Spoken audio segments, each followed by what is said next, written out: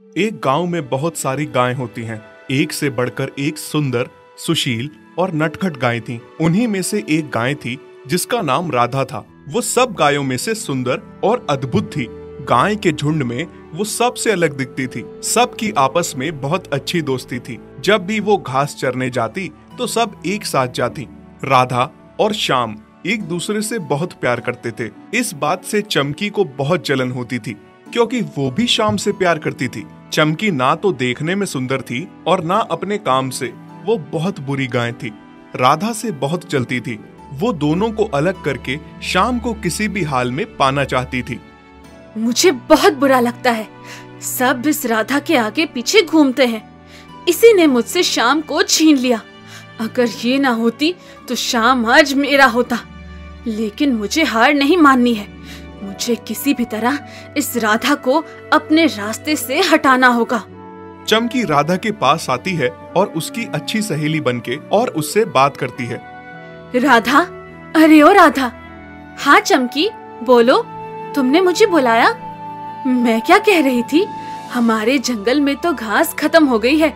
किसी को बताना नहीं, लेकिन मैंने सुना है पास के ही जंगल में बहुत अच्छी और हरी हरी खूब घास है और देखने में बहुत सारे नजारे भी हैं उस जंगल में। क्या सच में? हाँ राधा, मैं सोच रही थी मैं और तुम सुबह होते ही वहाँ जाएंगे और दोपहर तक खूब सारा घास खाके और जंगल के नजारे लेकर आ जाएंगे।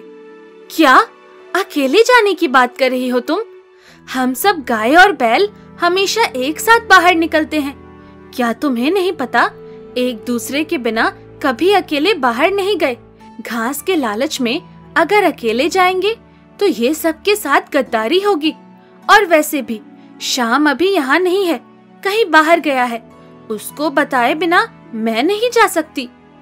हाँ, वो बात मैं समझ रही हूँ, पर तुम मेरी बात नहीं समझ रही।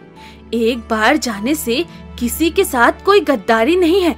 हम कल जाएंगे, फिर ये भी तो देख के आएंगे वहाँ और कितनी घास है। इसके बाद सबको आके बताएंगे और फिर अगले दिन से सबको लेकर जाएंगे। और रही शाम की बात, तो तुम थोड़ा घास उसके लिए भी ले आना आते समय। हाँ अच्छा ठीक है। चमकी बहुत खुश थी कि उसने राधा को अपने जाल में फंसा लिया था। दरअसल वो राधा को उस जंगल में अकेला छोड़ के आने वाली थी क्योंकि वहाँ पर एक खूंखार शेर रहता था। फिर अगले दिन राधा और चमकी सुबह सुबह ही घास खाने जंगल की ओर निकल पड़ती हैं। पर राधा का मन बेचैन था कि वो किसी को साथ लेकर नहीं जा रही और शाम को भी बिना बताए जा रही है। कितना सुंदर नजारा है और घास भी कितनी बड़ी बड़ी है। मैं ना कहती थी, पर तुम्हें तो मुझ पे यकीन ही नहीं था। नहीं चमकी बहन, ऐसी बात नहीं है। अब ऐसा करती हूँ, पहले घास खा लेती हूँ, फिर सुंदर सुंदर नजारे लेती हूँ। उसके बाद शाम के लिए भी थोड़ी अच्छी अच्छी घास इकट्ठा कर लेती हूँ। और जब हम सबको जाके बताएंगे यहाँ के बारे में, कितना खुश हो जाएंगे सब। जब तू यहाँ से वापस जाएगी तब बता पाएगी सबको ना। अच्छा राधा, चल तो घास खा ले अब। जैसे ही राधा घास खाने में व्यस्त हो जाती है, चमकी मौका देख के वहाँ से भाग जाती है। और फिर जब राधा उसे नहीं पाती तो बहुत चिंतित हो जाती है और उसे ढूंढने लगती है। चमकी, ओ चमकी बहन, कहाँ चली गई तुम? मुझे बहुत चिंता हो रही है। वापस भी कैसे जाऊं? मुझे घर जाने का रास्ता भी नहीं पता। राधा, तू मुझे ढूंढती रह। अब मैं घर वापस भी आ गई। अभी तक तो तुझे वो शेर खा भी चुका होगा। तू मेरे रास्ते का कांटा थी, तुझे मैंने हटा दिया।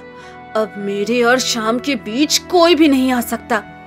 जब राधा चमकी को ढूंढ रही होती है, राधा की आवाज सोए हुए शेर के कानों तक पहुंच जाती है और वो जाग जाता है। अरे, कौन चिल्ला रहा है मेरे जंगल में? हाँ, हो सकता है शायद कोई शिकार हो जो अपने आप मेरे पास चल के आया हो। जाकर देखता हूँ कौन है। जैसे ही शेर गुफा के बाहर निकल के देखता है, वो देख के पागल हो जाता है। अरे वाह, कितनी अद्भुत और मनमोहक गाय है। ऐसी गाय मैंने आज तक नहीं देखी। तभी शेर राधा को पीछे से आवाज देता है। जब राधा पीछे मुड़ के देखती है, हे सुंदर गाय, क्या नाम है तुम्हारा? मैं मुझे माफ कर दो, मुझे मत खाना। राधा शेर से बच के भागने की कोशिश करती है और उल्टे पांव वहां से भाग जाती है। शेर उसके पीछे पीछे उसको पकड़ने के लिए भागता है, पर शेर के आगे कहां राधा जीत सकती थी। थक हार के राधा एक जगह गिर जाती है और फिर शेर उसके नजदीक आ जाता है। राधा बेचारी थर थर कांप रही थी। मुझे मत खाओ, जाने दो मुझे। नहीं सुंदरी, मैं तुम्हें नहीं खाऊंगा। खाने के लिए मेरे पास बहुत सारे शिकार हैं। तुम पे मेरा दिल आ गया है। ऐसी गाय मैंने आज तक नहीं देखी। मैं तुम्हें अपनी गुफा में ले जाऊंगा। आज से तुम मेरे साथ रहोगी। शेर राधा को उठा के अपनी गुफा में ले जाता है। जब ये बात श्याम और सभी को पता चलती है तो वो बहुत चिंतित होते हैं। भाई श्याम, मुझे लगता है राधा के गायब होने के पीछे चमकी का हाथ है, क्योंकि मैंने सुबह सुबह चमकी के साथ राधा को देखा था। वो उसे अपने साथ कहीं ले जा रही थी। श्याम और सारे गाय बैल चमकी को घेर लेते हैं। तुम सब मुझे ऐसे क्यों देख रहे हो? सबने मुझे ऐसे क्यों घेर रखा है? ज्यादा भोली ना बनो चमकी। हमें पता चल गया है कि राधा के गायब होने के पीछे तुम्हारा ही हाथ है। जल्दी बताओ राधा कहाँ है, वरना मैं तुम्हें मार दूंगा। हाँ हाँ, बताओ कहाँ है राधा, वरना बिना वजह मारी जाओगी। बताती हो या फिर दूसरा तरीका अपनाए? चमकी श्याम और सबको बताती है कि वो राधा को दूसरे जंगल में धोखे से छोड़ आई है, ताकि वहां उसे शेर खा जाए। क्योंकि चमकी श्याम से बहुत प्यार करती है, इसीलिए उसने ऐसा किया। मुझे माफ कर दो, मुझसे बहुत बड़ी गलती हो गई।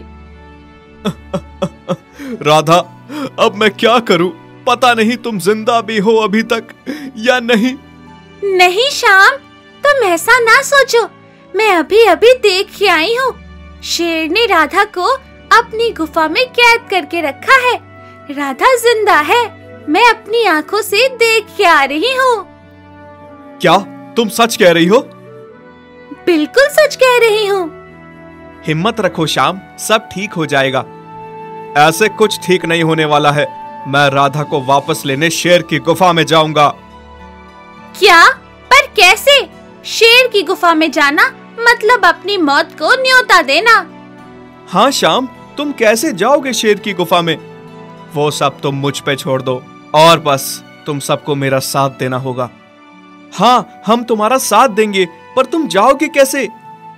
श्याम शेर की खाल लगा के दूसरे जंगल में राधा को लेने जाता है और सभी को समझा देता है कि करना क्या है। उधर शेर राधा को हरी हरी घास खाने को देता है, पर राधा के गले से एक भी निवाला नहीं उतरता।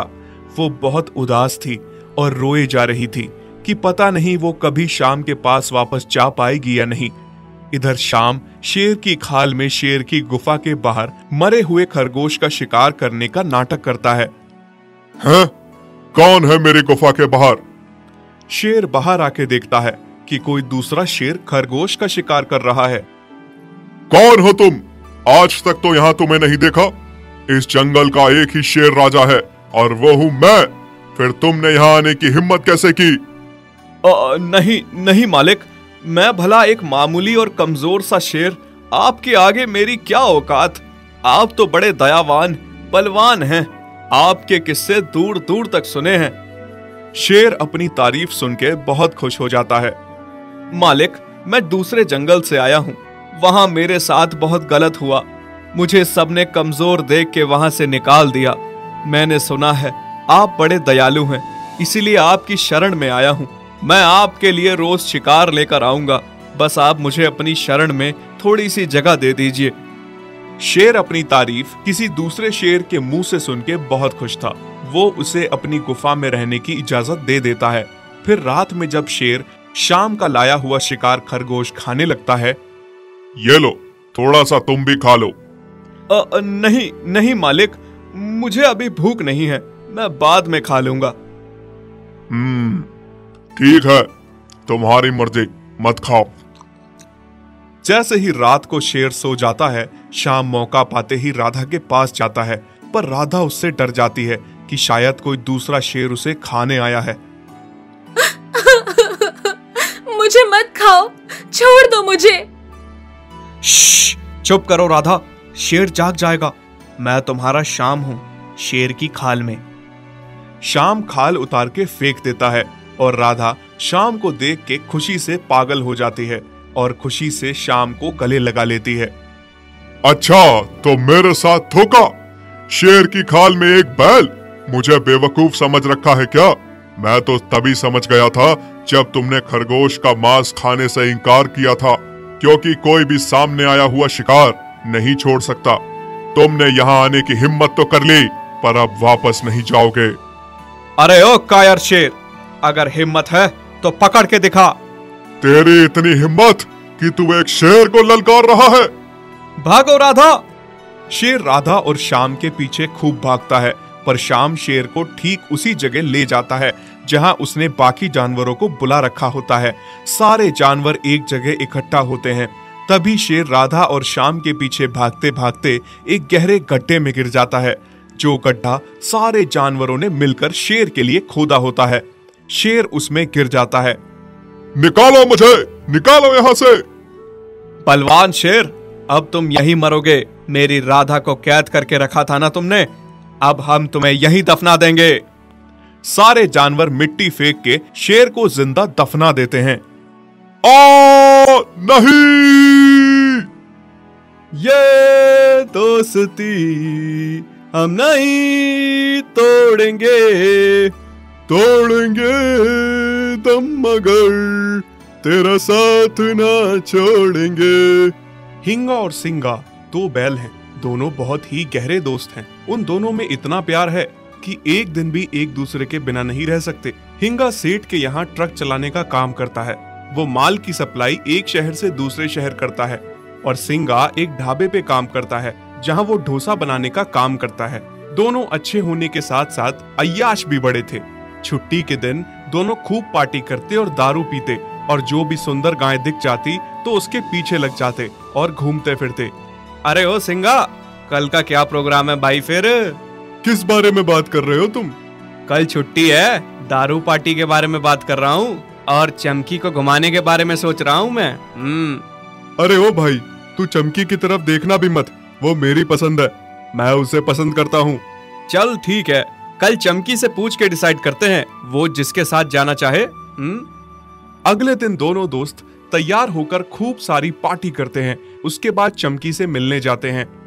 छी छी, तुम दोनों दारू पी के आए हो? नहीं नहीं चमकी, दारू नहीं पी है हमने। हाँ हाँ चमकी, हम पी के नहीं आए हैं, तुम्हें गलत फहमी हुई है। चमकी, हम तुमसे ये कहना चाहते हैं कि हम दोनों तुमसे प्यार करते हैं। अब बात तुम्हारे हाथ में है, तुम किसे चुनोगी? चमकी दोनों के प्यार को आजमाती हुई कहती है, अगर तुम मुझे इतना ही प्यार करते हो तो तुम्हें मेरे लिए एक दूसरे की दोस्ती छोड़नी पड़ेगी। जो सबसे पहले मेरे लिए अपने दोस्त को छोड़ देगा, मैं उसी की हो जाऊंगी। ये क्या शर्त रखी है तुमने? हम दोस्ती कैसे तोड़ सकते हैं? हाँ हाँ, हम दोस्ती कैसे तोड़ सकते हैं? वो सब तुम्हारी परेशानी है। अब शर्त तो शर्त होती है, मंजूर हो तो बोलो, नहीं तो रहने दो। हिंगा और सिंगा चमकी की शर्त को मंजूर करने से इनकार कर देते हैं। तुम्हें क्या लगा तुम हमारे लिए इतनी जरूरी हो कि तुम्हारे लिए हम अपने बचपन की दोस्ती को तोड़ दें? हैं? हाँ, हम सब कुछ छोड़ सकते हैं, बस अपनी दोस्ती नहीं। तुम्हारे जैसी हमें हजारों गाय मिल सकती हैं। मुझे तुमसे यही उम्मीद थी। तुम्हारी दोस्ती के किस्से सिर्फ सुने थे, आज देख भी लिए। बस इस दोस्ती को ऐसे ही बनाए रखना। ये दोस्ती हम नहीं तोड़ेंगे, तोड़ेंगे दम मगर तेरा साथ ना छोड़ेंगे। अगली सुबह दोनों दोस्त अपने अपने काम पे जाने को तैयार होते हैं। जैसे ही दरवाजा खोला, दोनों देख के हक्के बक्के रह जाते हैं। वो दोनों देखते हैं कि एक छोटा सा बछड़ा किसी ने उनके दरवाजे पर रख दिया है। बे बे बछड़ा इतना छोटा है कि वो अभी पैरों पर भी खड़ा नहीं हो पा रहा था। हिंगा और सिंगा दोनों एक दूसरे से बातें करते हैं। अरे ये किसका बछड़ा है? कौन इसे यहाँ पर छोड़ गया? मुझे तो लगता है यह तेरा ही बछड़ा है। क्या तू पागल हो गया है क्या? मेरा कैसे हो सकता है? ये मेरा तेरा ही होगा, तभी तू बात को मेरे सर पे डाल रहा है। और किसी ने हमारे दरवाजे पे छोड़ा है, इसका मतलब तेरा ही होगा, तभी कोई छोड़ गया है। मुझे तो लगता है हम दोनों में से किसी का तो है, तभी यहाँ पर कोई छोड़ गया है, पर पता नहीं अब हम दोनों में से किसका है। बे बे चल वो बाद में देखेंगे किसका है, पहले इसे देखते हैं। इसका क्या करना है? रोए जा रहा है, मुझे लगता है इसको बहुत भूख लगी है। दोनों बछड़े को अंदर ले आते हैं और उसको खाने को खाना देते हैं, पर बछड़ा इतना छोटा था कि वो खाना नहीं खाता।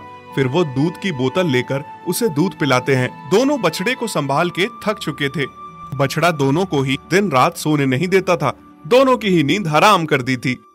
अरे यार क्या मुसीबत है, पता नहीं कौन इसे छोड़ के यहाँ पर चला गया है। जीना हराम कर दिया है इसने हमारा। हाँ। यार इस बछड़े की वजह से हम काम पे भी नहीं जा पा रहे हैं। अगर काम नहीं करेंगे तो खाएंगे क्या? दोनों मिलकर ये फैसला करते हैं कि बारी बारी से काम पे जाएंगे और एक जन बछड़े के पास रुकेगा। सिंगा अपने काम पे ट्रक चलाने जाता है और हिंगा घर पे बछड़े के पास रहता है। रात की नींद ना पूरी होने की वजह से सिंगा को ट्रक चलाते चलाते नींद आ जाती है और सामान से भरा ट्रक पलट जाता है। सिंगा, तुमने मेरे इतने सारे सामान का बर्बादी कर दी। अब तुम किसी काम के नहीं रहे हो, निकल जाओ और दोबारा काम पर मत आना। ना जाने कहां से आ जाते हैं। हाँ। सिंगा उदास होकर घर आ जाता है और सारी बात हिंगा को बताता है। फिर अगले दिन हिंगा जब ढाबे पे अपना काम करके लौटता है तो उसका भी वही हाल होता है। डोसा बनाते बनाते उसे भी नींद आ जाती है, जिस वजह से डोसा जल जाता है। ढाबे का मालिक ये सब देख के हिंगा पे बहुत गुस्सा होता है। तुम्हें सोने के लिए रखा है या काम के लिए रखा है? तुम्हारी वजह से मेरे सारे ग्राहक भाग गए हैं। चलो निकल जाओ यहाँ से और दोबारा मुझे अपनी शक्ल मत दिखाना। हाँ। हिंगा भी उदास होकर घर आ जाता है और सारी बात सिंगा को बताता है। अब क्या करें? अब तो हम दोनों के पास में कोई काम भी नहीं रहा। इस मनहूस बछड़े की वजह से सब हो रहा है। जब से इसके कदम इस घर में पड़े हैं तब से इसने हमारा जीना हराम कर दिया है। इसकी वजह से हमारी नींद पूरी नहीं हो पाती और आज तो नौबत यहाँ तक आ पहुंची है कि हम दोनों को काम से निकाल दिया। तू सही कह रहा है, सब इस बछड़े की वजह से हुआ है। अब हम इसे अपने घर में नहीं रखेंगे, इसे कहीं दूर जाके फेंक देते हैं। हाँ सिंगा, तू सही कह रहा है। दोनों बछड़े को उठा के जंगल में रख के आते हैं। उफ, बड़ी मुश्किल से छुटकारा मिला इस बछड़े से। अब आराम से जी तो पाएंगे हम। बछड़ा जंगल में अकेला रोता रहता है। बा बा बा हिंगा सिंगा दोनों सो रहे थे, तभी थोड़ी देर में बादल गरजने लगे और जोर की बारिश होने लगी। हिंगा और सिंगा झट से उठ जाते हैं। सिंगा, बाहर बहुत बारिश हो रही है, कहीं हमने गलत तो नहीं कर दिया? हाँ हिंगा, मैं भी यही सोच रहा हूँ। उस बछड़े का क्या हुआ होगा बारिश में? हमें जाके उसे वापस लाना होगा। दोनों बारिश में भागते हुए आते हैं और देखते हैं बछड़ा बारिश में भीग के पानी में बेहोश पड़ा हुआ है। जल्दी से दोनों उसे उठा के हॉस्पिटल ले जाते हैं। डॉक्टर साहब, इसको चेक कर लीजिए, इस बच्चे को बहुत बुखार है। भाई, हमसे बहुत बड़ी भूल हो गई। कितना पाप किया हमने, एक छोटे से बच्चे को कैसे बारिश में छोड़ दिया। हाँ भाई, बहुत गलत किया हमने। अगर आज इसे कुछ हो गया तो हम खुद को कभी माफ नहीं कर पाएंगे। दोनों बछड़े के लिए बहुत परेशान होते हैं, भगवान से उसके ठीक होने की प्रार्थना करते हैं। अब आपका बच्चा खतरे से बाहर है, लेकिन इसका बहुत ध्यान रखने की जरूरत है। हाँ हाँ, अब तो इसे अपनी जान से भी ज्यादा प्यार करेंगे हम। हाँ। फिर उस दिन से दोनों बछड़े को माँ और बाप का प्यार देने लगे। बेटा, आज से तुम्हारा नाम सोनू है। हाँ बेटा, आज से तेरा एक ही नहीं बल्कि दो दो बाप हैं। और हाँ हिंगा भाई, आज से हम बारी बारी से काम पर जाएंगे। हम में से एक ना एक सोनू के साथ घर पे मौजूद होना ही चाहिए। दोनों बारी बारी से काम पे जाने लगे। सोनू के साथ उन दोनों में से कोई एक तो हमेशा रहता। सोनू को उन दोनों ने इतना प्यार दिया जितना शायद ही कोई दे सकता था। उसमें तो दोनों की जैसे जान बसती थी। जानते हो सोनू, अब तुम्हारे बिना हमारा रहना बहुत मुश्किल है। हाँ भाई, बस अब इसी के लिए ही तो जीना है, और है ही कौन हमारा इसके बिना। अभी सोनू थोड़ा बड़ा हुआ ही था कि एक दिन किसी ने दरवाजा खटखटाया। हिंगा ने दरवाजा खोला। लक्ष्मी, तुम यहाँ? हाँ, मैं यहाँ। तुम इस गलतफहमी में मत रहना कि मैं तुमसे मिलने आई हूँ। मैं अपने बच्चे को लेने आई हूँ। बच्चे को लेने आई हो? क्या मतलब है?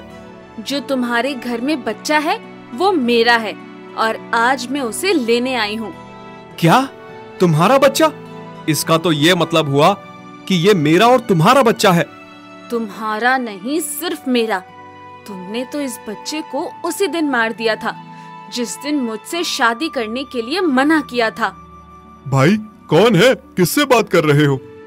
लक्ष्मी अंदर आके अपने बच्चे को ले जाने लगती है। अरे अरे ओ, कौन हो तुम और हमारे बच्चे को कहाँ ले जा रही हो? हिंगा सिंगा को अपने और लक्ष्मी के बारे में सब कुछ बताता है, और ये भी बताता है कि कैसे उसने लक्ष्मी को धोखा दिया। लक्ष्मी, मुझे माफ कर दो उस दिन के लिए जब मैंने तुमसे शादी के लिए इनकार किया। मैं तुमसे शादी कर लूंगा, पर हमारे बच्चे को हमसे ना ले जाओ। हाथ जोड़ता हूँ मैं तुम्हारे आगे। हाँ लक्ष्मी, एक मौका दो हिंगा को, बस एक बार। नहीं, मैं इसे कोई मौका नहीं दूंगी। इसने मेरा दिल तोड़ा है। हिंगा दूसरे मौके के काबिल नहीं है। नहीं लक्ष्मी, हिंगा अब सुधर गया है। तुम उसे एक मौका तो दो। तुम कैसे एक बाप को उसके बच्चे से अलग कर सकती हो? बस एक मौका दो। लक्ष्मी, क्या मैं एक मौके का हकदार नहीं हूँ? बस एक मौका दो मुझे। मेरे बच्चे से जुदा ना करो। ठीक है, मैं तुम्हें एक मौका देती हूँ, क्योंकि मैं भी चाहती हूँ एक बच्चे को उसके बाप का प्यार मिले। बहुत बहुत धन्यवाद तुम्हारा। अब देखना लक्ष्मी, मैं तुम्हें कभी भी शिकायत का मौका नहीं दूंगा। हिंगा और लक्ष्मी शादी कर लेते हैं और खुशी खुशी रहने लगते हैं। इसी तरह से सोनू को भी दो बाप के साथ साथ एक माँ भी मिल जाती है। यदि आप ऐसी कहानियां और देखना चाहते हैं तो हमारे चैनल को सब्सक्राइब करें और बेल आइकन पर क्लिक करें ताकि हमारी सारी नई वीडियोस आप सबसे पहले देख सकें।